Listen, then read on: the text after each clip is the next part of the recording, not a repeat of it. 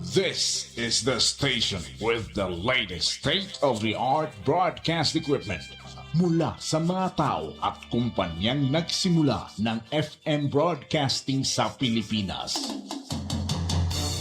Now they are back to make broadcast history once again. Sumasang papawid sa buong bansa. Ito ang News Radio Nationwide.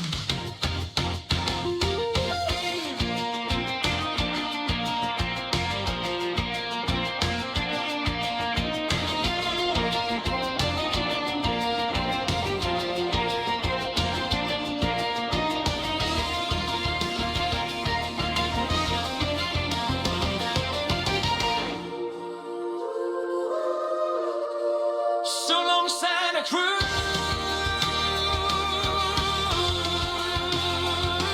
Electric energy.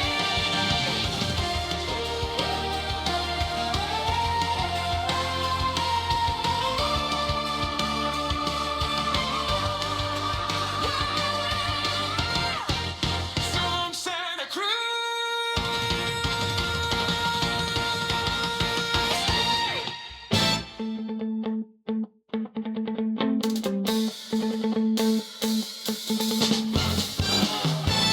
Balik tamay ka, address sa atong panagbanuban, serbisyo publiko sa 96.7 Muse Radio Davao del Sur.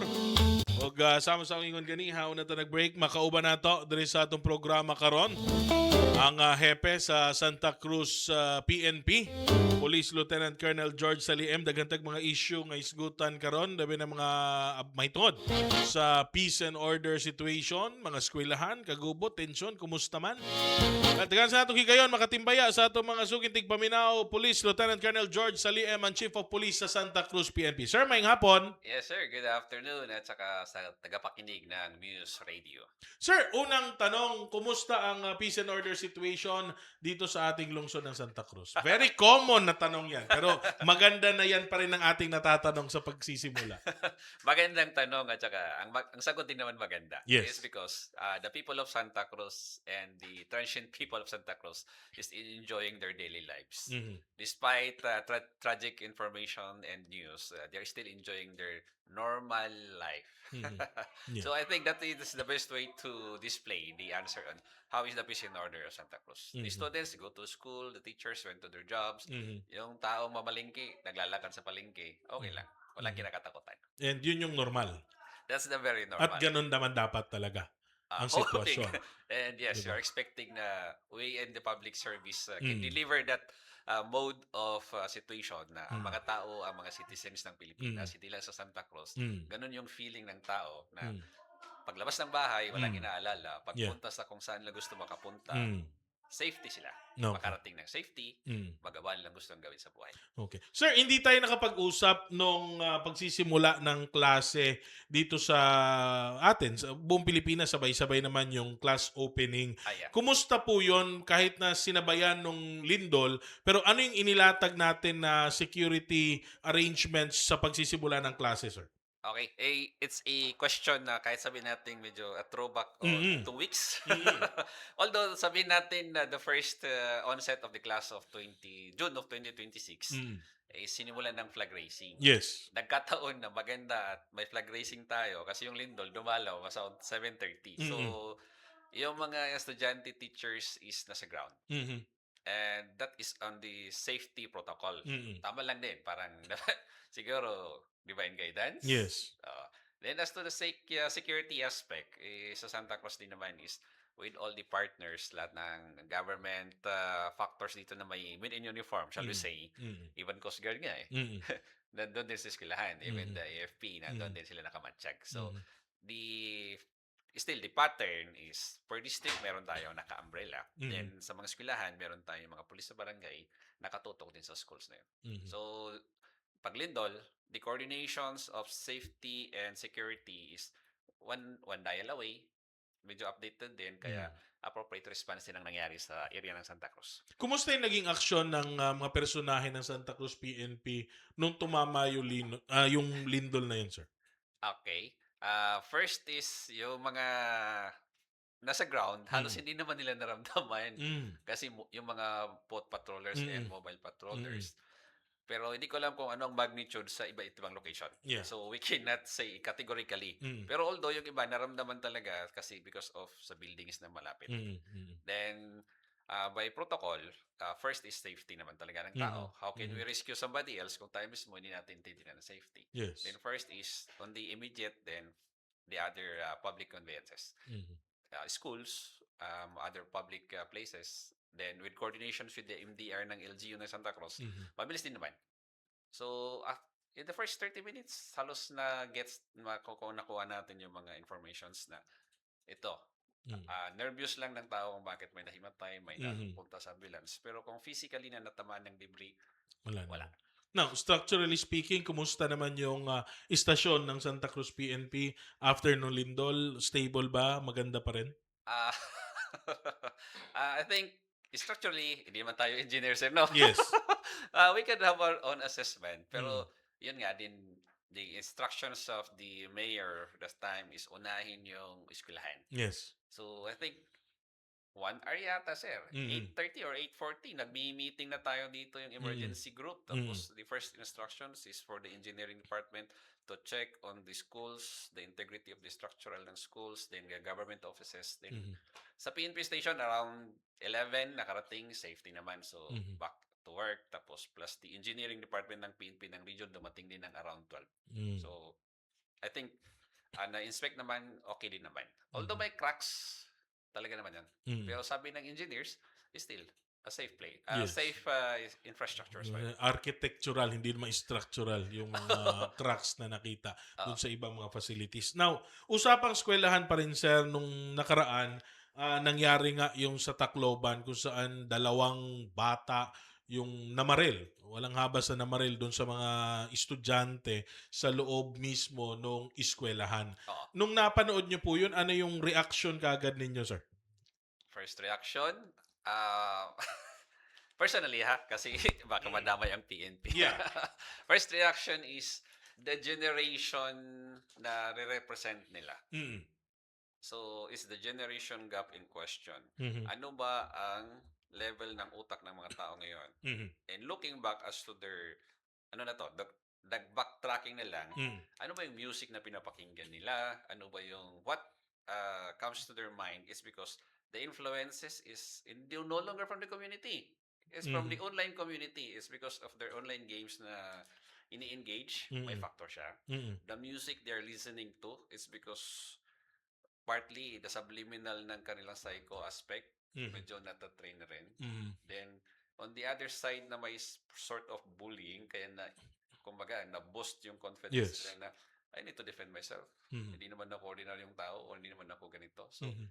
then partly their access to firearms. Okay. O, their, And the games they're playing din, di ba? Yung Yes. influensya ng gadgets, may, isa pa.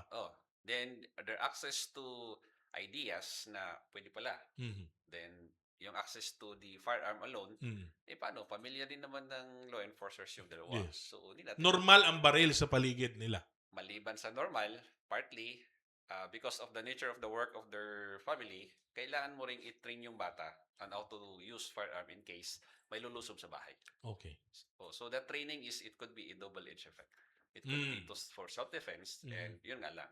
May other aspect na na-impluensyahan kaya nagamit outside the residence. Hindi wasto yung paggamit. Yes, sir. Kumbaga. Tinuruan siya ng wasto pero yung paggamit niya is in question. Yes, sir. No. Now, as chief of the Santa Cruz PNP, what was your reaction kagad? Ano yung mga tingin mong dapat agad gawin? Hindi natin maiwasan eh. Baka gayahin or what? I like to quote yung matagal na siguro yun, sir. That the sole obligation is do not let your children to be disciplined by the government. Kasi ang una naman talagang may ari or may obligation as to the programming ng isang tao is from the family. Although, after the family, sa school na yan mas marami ang oras ng tao sa school than the community. So, hindi lang siya pwedeng manisi ng isang department, but it's something, composite. It's everyone else's business when it comes to safety and security. Kasi hindi lang tayo nandun sa bahay. Meron din tayong community na nilalaroan. Mm. Then we're going to school, and then ang authority ng teacher, and then ang pagiging estudyante. But yun nga, the influence is hindi mo siya makontrol. It's because pumapasok yung idea through the cell phone. Yeah. Because of internet. It's a free environment, Yes. borderless environment, and anybody can influence their minds, lalo ng mga bata. So I think we need to touch the aspect of being a responsible person, then regardless of religion, kasi baka away na po ni. Yes. Then the choice of music, the choice of yung influence ng sabihin natin na hindi ko alam kung may rated PG ba, parental guidance as to movie. Pati na siguro sa mga online applications. Yeah. Para doon Mga restrictions Yes, dapat, sir. no? Para yung influence na mapunta sa kanilang mga isip kasi hindi natin alam kung paano ma-formulate. Yeah. Those are raw informations or sabihin ng raw materials, but when it comes to processing, hindi natin mapipigilan kung what would be the output. Now, pero may mga action ang ginawa yung Santa Cruz PNP. Nag-ikot na ba kayo sa mga eskwelahan para makipag-usap, makipag-ugnayan doon sa mga principals and teachers, sir? Ang first, sir, is the meeting with the chief of the MDR because syempre naman siya kumbaga siya yung CEO as to safety is concerned. Then after that, nag-overflow din naman yung effort na dinalaw din natin yung mga district supervisors ng DepEd, Department of Education. So since there are only two, North and South, nadalaw din natin to for sort of an interagency meeting and coordination. Reinforce lang din natin that the PNP is there, but wag niyong asahan na the whole responsibility to protect the school campus is the PNP. Andyan din naman kayo, andyan naman yung mga watchers, I think. May volunteer pa nga, sir. Yes. So, nandun sa yung dinalaw namin na North, may mga volunteer doon na sila rin nang sabi na pwede ba nang kapkapan namin itong But is it a possibility? Pwede ba nilang gawin yun? Yung isang teacher kanina, yung isang principal is gusto niya na yun ang gawin niyang policy. Pero yun nga sa mas mabilis na mag-suggest, mas mabilis yatang magdisiplina kasi yung mga authorities natin. Kaya parang gusto lang konsultahin yung Parents Teachers Association. Sa gusto nilang kumuha ng consent na let the parents consent na pakialaman namin yung bag ng anak nyo. So that is was the issue raised a while ago. Pero I think yung schedule naman with the meeting ng PTA chairman is I think baka mamaya. Pero maganda yung maganda maipaintindi natin, sir. Kasi pagka ganitong sitwasyon, lagi pulis ang tinuturo, pulis ang inaasahang gagalaw at aaksyon. But this is a shared responsibility, sir. Oh, yes, sir. Yung binabanggit mo nga, ang pulis hanggang dito lang kami sa may boundaries din kami. Hindi rin naman pwedeng nandun kami sa loob ng eskwelahan kung wala namang nangyayaring problema. Kaya may mga patakaran din ganun. Tama ba ako, sir? Visibility-wise, is Yeah. may nangyari o wala, may Nandyan. schedule yung mga personnel natin na mag-ikot. Foot patrollers and mobile patrollers, iniikot yung mga schools. That's just on the regular patrolling activity. Pero this, medyo bigyan natin ng konting sweet, parang kumbaga, konting importance yung school is because of this national news na may nangyari. Dati tatlo, ngayon parang dumadami yung consolidations na may mga atrocities. Pero titingnan mo, those ages is 10 to 16. So the criminal minds is dati tumanda muna bago makaisip na manggugulang ng iba. Ngayon, iba na. So we are looking also on coordination with ayaw natin manisin ng batas. Yes. But I think if we are gearing to the evolution or sabihin nagmamature na rin naman ang isang lugar. So baka they will be considering DepEd, the PNP will be also considering to review in connection with the MSWD or SWD na will also help lobby na since the attitude of this generation is changing. So with the laws na kailangan siguro natin ibaba rin yung age of accountability. Kasi before naman, sir, di ba, 8 years old yata kasama or 12 years old din meron na. And yet because of these pressures from other factors, outside environment, kailangan nang ipasa mo to. Pero I think baka we have a different approach for now. Yeah. Punta natin yung isang issue binabanggit. Ginagawang excuse yung bullying dahil yun daw yung rason kung bakit sila nakagawa ng ganong krimen dahil these were victims of bullying. Now, yung bullying, sir, nangyayari sa loob ng eskwelahan. ang bullying dapat inaaksyonan, sinusumbong sa mga teachers. Pero hindi natin maiiwasan, sir, yun nga, yung magiging kamag-anak, nandyan eh. So minsan yung biktima ng bullying, hindi rin makapagsumbong sa teacher dahil baka kamag-anak niya yung nangbubully. Bully. Kaya nga malakas yung loob ng bully dahil may kapit. Ganon din yung senaryo. Pwede ba, sir, na ipablatter sa pulis yung mga ganyang insidente? Hindi. Pwede naman, sir, kasi Yun. rights naman nila yan. Mm-mm. Although, pero going back to the issue na in a small community or sabihin na natin a close community Mm. or a semi-close community na halos sa isang school na lang, Mm. almost kung sabihin natin, baka yung 30% dyan magkakamag-anak. Yes. Or the in one way or another is related, ninong, ninang, Mm. kamag-anak, or inaanak sa Mm. binyag. Isatagal ba naman ng teacher bago mag-retire? Mm-mm. Mm-mm. So, nandun yan. Then, if the victim is something na new to the place, Yeah. an outsider, Mm. then sabihin nila na, nandyan this is either, dati naman kasi first is discrimination lang naririnig natin. Mm-mm. Ngayon, nag-evolve na. Mm-mm. Binubuli na sila. Yeah. And saan sila tatakbo? Mm-mm. So, these are where the mechanism is, Mm. andyan ang PNP, andyan ang MSWD. We could Mm. always assist Mhm. anytime na Mm. meron. Kasi, as per experience dito naman sa Santa Cruz, we have a direct line with the school authorities. Yung di nila kaya, Mhm. tinatawag sa atin. Okay. Ina-assist natin. Mhm. So what's the protocol pagka may ganon? Saan mapupunta yan? Sa WCPD ba? O paano hinahandle yun, sir? Yeah. Kung sakali man na imagination na lang natin na the call is from the outside papasok, the receiver, may tactical operation center naman, is they Mm. will be channeling the concern. Mm. Kung mature na siya, directly to the investigator. Mm. Pero kung Mm. sa mga may lower age naman, andyan yung Women's and Children's Desk natin. Mm. Sila. So halimbawa yung bullying na discover o nagsumbong sa magulang, and then yung magulang nakita niya na sa eskwelahan, alam pag-asa, wala siya makukuhang hustisya. Mm. Pwede siya magpa-blatter, magreklamo sa pulis. Pwede, sir. We Okay. can cater that. Mhm. Kasi that's the mechanism eh. Kung sabihin mo na wala kang makuha ang hostisya sa school authorities mo, Mm. baka even the guidance counselor ayaw niyang magdisiplina kasi Mm. baka nakaalala yung appointment niya doon. Yun na nga. Then, andyan ang mechanism na, kaya nga NSU, kumbaga, is a outsider ang PNP to any LGU or any Mm. community. Pero national in scope, nagtatrabaho naman. Mhm. So, we could still accommodate that. Now, puntahan natin yung juvenile justice law. Isa ito sa mga kontrobersya. Kasi makikita mo yung threads nung discussion ng dalawang bata sa convo nila. They know the law. Yeah. Alam nila LTOP, alam nila ang batas juvenile, makakalabas sila kung pagdating nila ng certain age, basta susunod lang sila sa mga patakaran sa loob.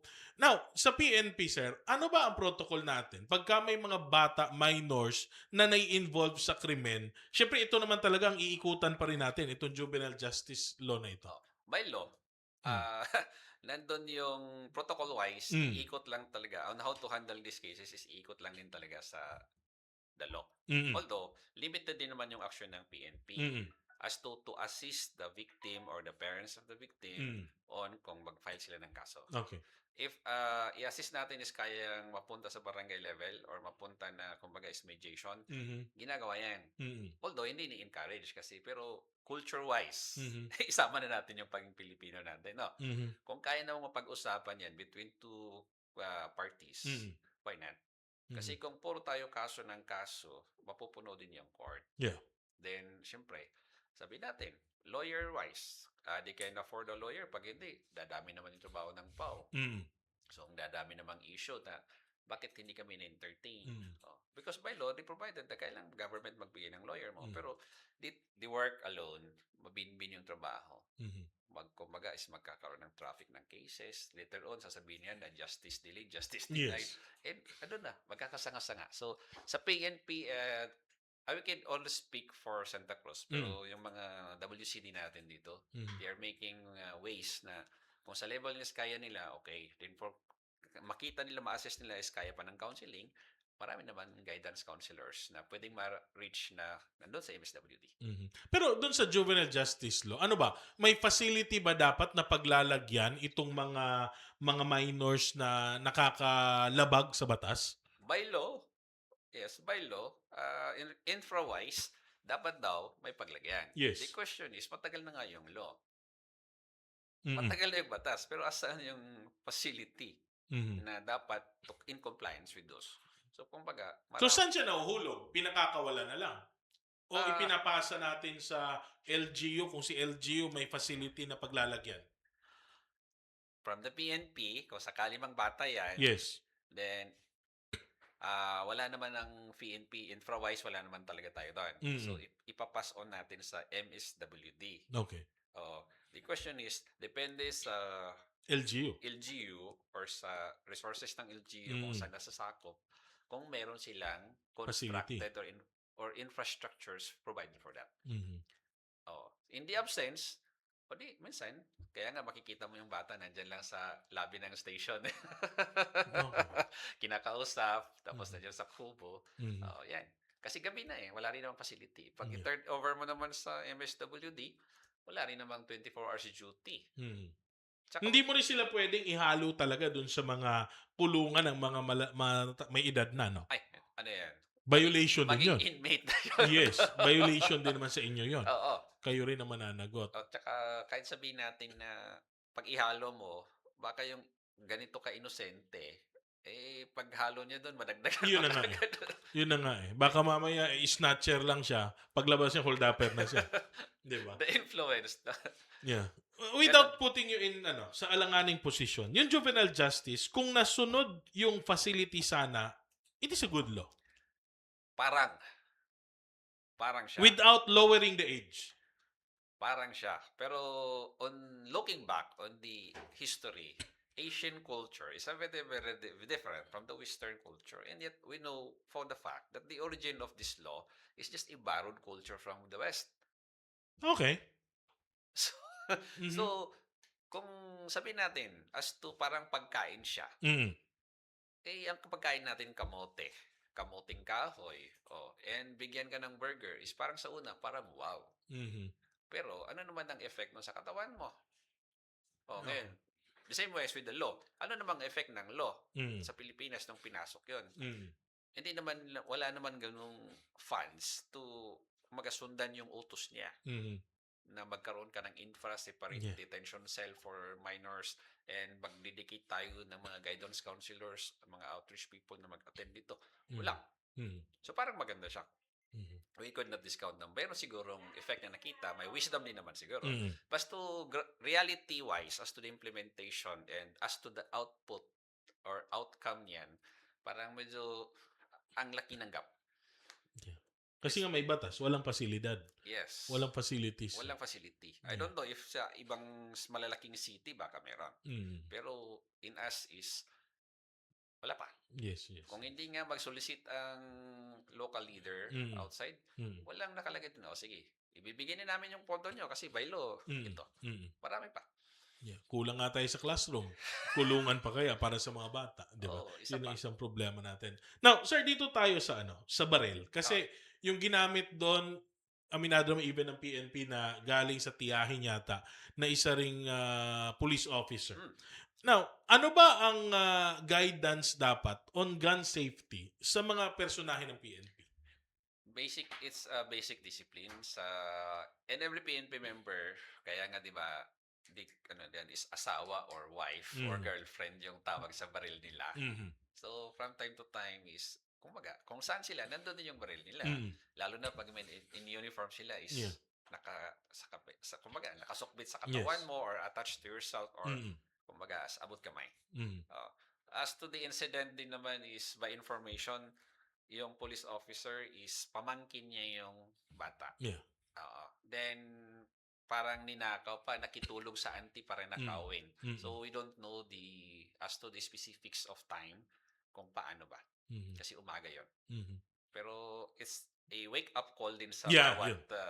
It's a wake-up call for all personnel or even sino na may baril na ilagay sa safety area na walang... Kumbaga, i-limit the access of these young people kasi baka yung isip nila, although they know how to operate firearms kasi naturuan naman yan. Nakaubos nga ng 40 maliban doon is I think mayroon pa nga yata silang clips sa post nagpa-firing Yeah. So therefore, talaga na-train sila. Maganda yung training kasi even yung auntie niya is I think it's a lawyer. It's a law enforcer, it's a lawyer. So, kumbaga, kaya kung tingnan mo yung conversation nila, dinodalo. Oo. Sa tingin mo, isa rin yan sa magiging ano ngayon, sir? Kumbaga, hot issue to eh. Opo. Baka isa rin yan, sir, sa magiging ano naman, mapupunta na naman yung atensyon dun sa mga minors, Yeah. mga bata na ano may sports na nga para sa ganyan, di ba? Pero- Na at a young age, tinuturuan na sila how to shoot, how to Shoot. handle, how to Oh. fire. Nagko-compete na nga eh. Yes. Hindi kaya ito na naman ang mapagtuunan ng pansin. Teka muna, wag muna natin ito pagbigyan. Kasi ganito yung nangyari. It's to the wisdom siguro yan ng regulatory authority. Yeah. Pero in us is, dalawa naman kasi, sir. It's always a double-edged protocol or statement. It could be, kung magamit sa maganda, Yeah. that's good. Yeah. Kung subject na mahulog prone into abuse, wala na. Doon talaga na may mabibiktima. Then, dahil may biktima, mahulog siyang abuse.